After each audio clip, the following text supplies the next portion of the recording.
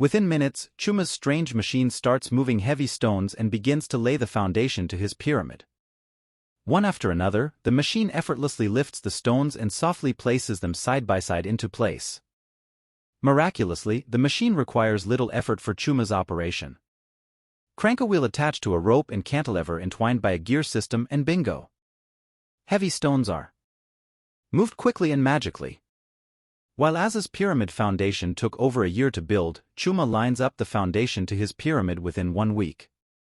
The second level that Aza so arduously struggled with is even more shocking. Chuma's machine does the work 30 times quicker. What took Aza 2 months takes Chuma's machine 2 days. After 40 days, Chuma and his machine accomplish as much as Aza's 3 years of toilsome work. Aza was destroyed. He spent years doing the heavy lifting while Chuma built a machine to do it for him. Instead of honoring the machine, Aza vows, "I must get stronger. I must lift heavier stones." Aza continues the hard labor of pyramid building while Chuma continues to work the crank of his machine. After 8 years, Chuma finishes his pyramid at age 26, 3 years to build the system and 5 years to reap the benefits of the system. The great pharaoh is pleased and does as promised. He rewards Chuma with kingship and endows him with great riches. Chuma never has to work another day in his life. Meanwhile, Aza continues to dredge away at the same old routine. Lift rocks, waste time and money to get stronger, lift rocks, and get stronger. Sadly, Aza refuses to acknowledge his flawed strategy and endures the same old process. Carry heavy stones until you can lift no more, then get stronger so you can lift heavier stones. This mindless prescription leads Aza to a lifetime of toil. He never finishes his pyramid promised to Pharaoh simply because he decides to do the heavy lifting himself when he should have focused on a system to do it for him. Aza has a heart attack and dies while on the 12th level of his pyramid, just 2 levels from finishing. He never experiences the great riches promised by Pharaoh. Meanwhile, Chuma retires 40 years early in a crown of luxury. Sloshing in free time, Chuma goes on to become Egypt's greatest scholar and an accomplished inventor. He is entombed alongside Pharaoh in the same pyramid he built. The FastLane is a business system, the Slowlane is a job, the Slowlane is a job, your hard work traded for your employer's cash. Aza's struggles resemble that of a Slowlaner. To get rich, you're told to get stronger, spend money, return to school, and earn more in the job market so you can lift heavier stones.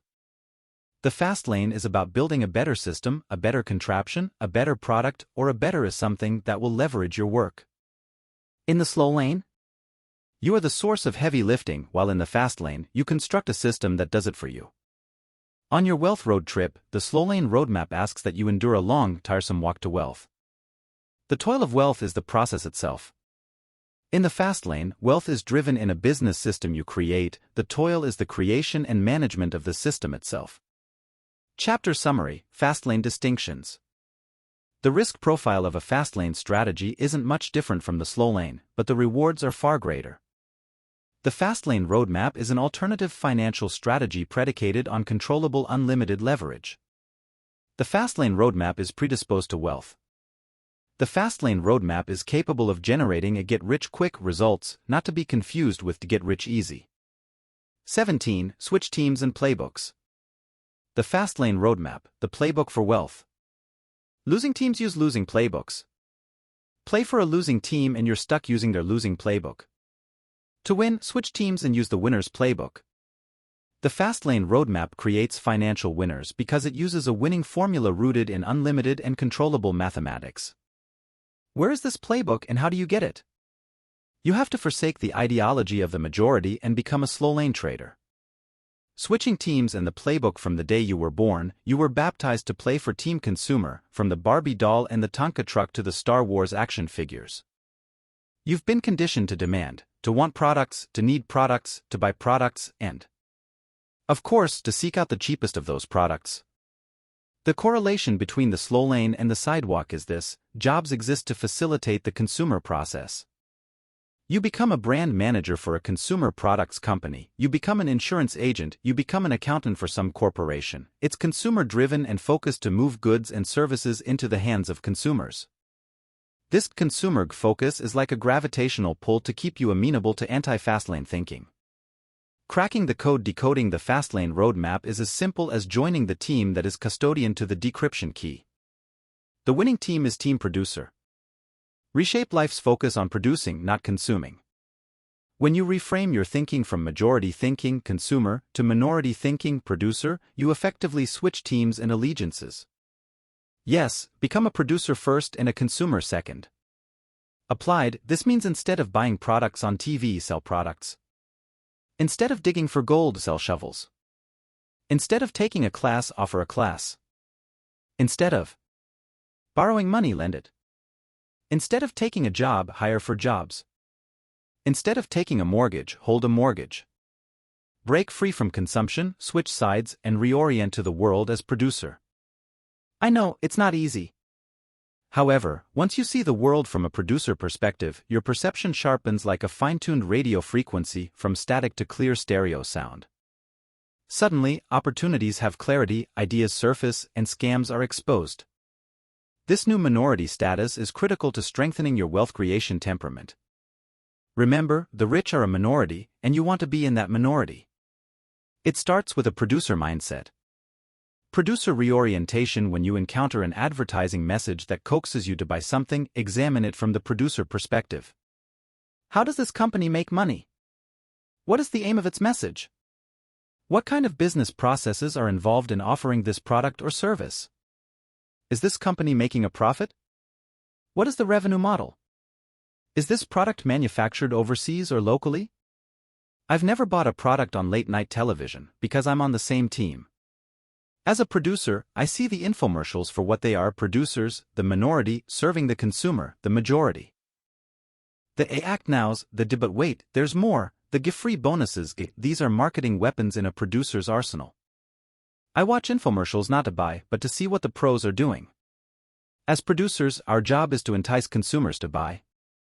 As a producer locked into a producer mindset, I attract wealth because consumers seek producers. Consumers are the majority who demand their fill. To consume richly, produce effectively, and the irony of this producer/consumer dichotomy? Once you succeed as a producer, you can consume anything you want with little consequence because you'll be rich. To consume richly, produce richly first. Unfortunately, most people have it backward: consumption and no production. Producers get rich. Consumers get poor. Switch teams and reorient as a producer first, a consumer second. Make wealth attracted to you. Be a producer, leverage the business of a system. To switch teams and become a producer, you need to be an entrepreneur and an innovator. You need to be a visionary and a creator.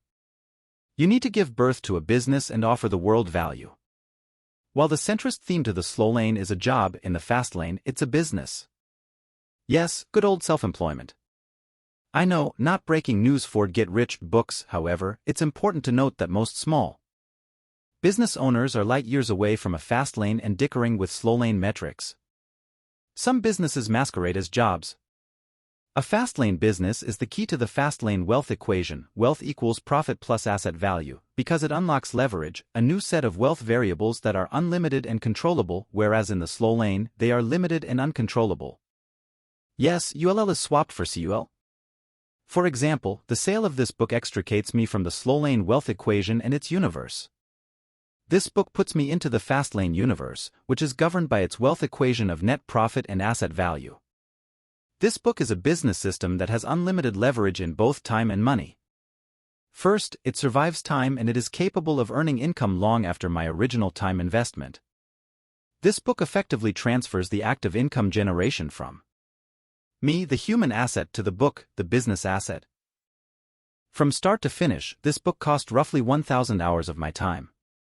If I sell 100,000 books at $5 profit each, I earn $500,000, or roughly $500 per hour invested. If I sell 500,000 books, I will earn $2,500 per hour invested.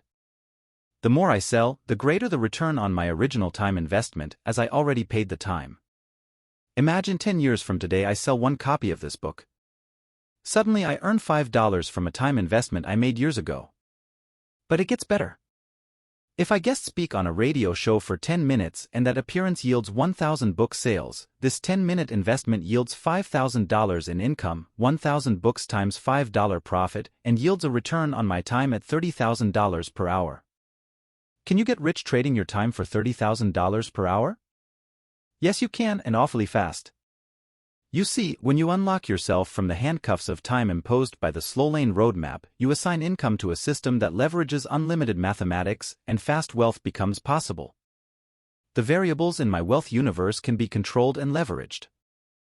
In the next chapter you will discover why the FastLane can deliver financial freedom and wealth faster than any mutual fund can. Chapter Summary: FastLane Distinctions. Producers are indigenous to the FastLane roadmap.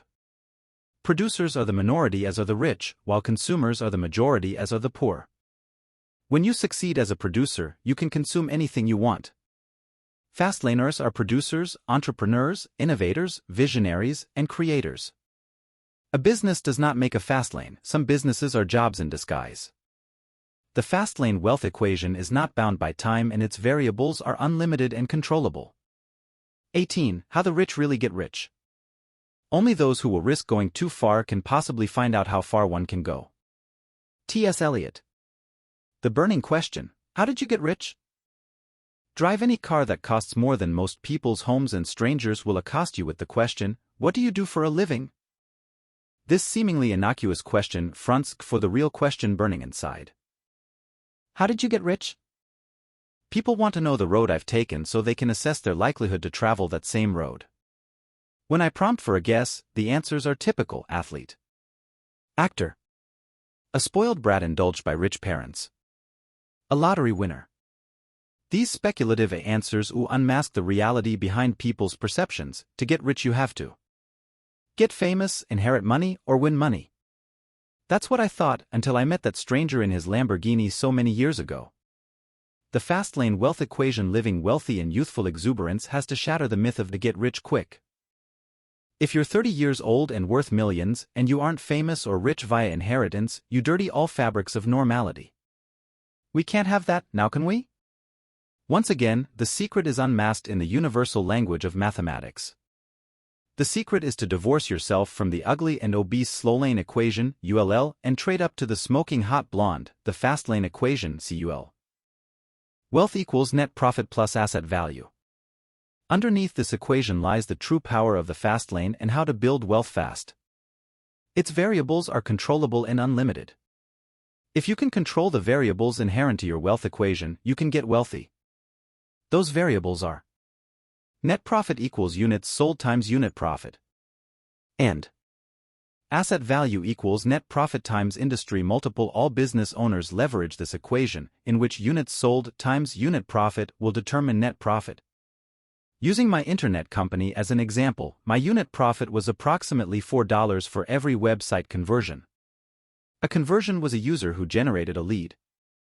On any given day, I had 12,000 people visiting my website. This means my units sold variable had an upper threshold of 12,000 per day. I had the opportunity to sell 12,000 people per day. Let's compare this variable to the Slowlane's counterpart of hours worked. Under my wealth equation, my upper limit of wealth is units sold and currently stood at 12,000. Of course, 100% conversion is unreasonable and converting all 12,000 is unlikely. Likewise, in the Slowlane, the unreasonable upper limit is 24 because there are only 24 hours in the day. Logically, the real upper limit is 8 to 12 hours per day. What is going to make you rich?